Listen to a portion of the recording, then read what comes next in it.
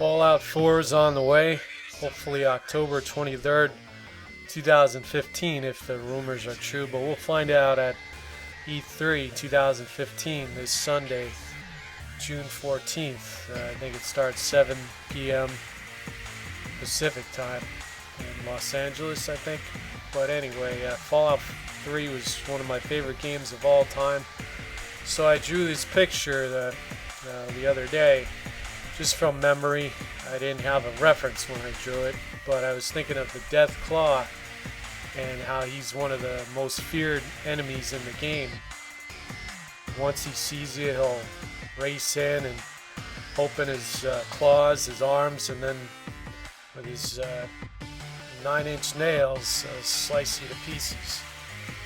So here I drew it on paper first, and now I'm just isolating the form of it, and then you just start to add these little details in a program I use called GIMP. It's just like Photoshop, although it's more compatible with the system we're working on. And once you lay down the shadows, then you could start to put the highlights in, and you want to be careful with the highlights not to overdo them, otherwise you'll flatten the character out again. And the total time for this character, the Deathclaw, that's also going to be in Fallout 4. The draw from start to finish. The drawing on paper took about, I'd say maybe 2 hours, 2.5 hours, and then once I scanned it into the computer, then this process here, this took about 40 minutes, 40 minutes. Of course, this is time-lapse, so everything's sped up. So now that I got the highlights in there for the most part, what I want to do is, going through it really quick, is just get the little extra details that I might have missed earlier. And for this Deathclaw, if I had to change one thing, I would have put the nostrils a little bit higher up. But this is my own version of it, my own memory of what a Deathclaw looks like. I think he still captures the ferocity of the Deathclaw. And what I did just there is create a duplicate layer, then just darken everything out, and then you can get these nice contrasts with the shadow, even beyond what you did earlier.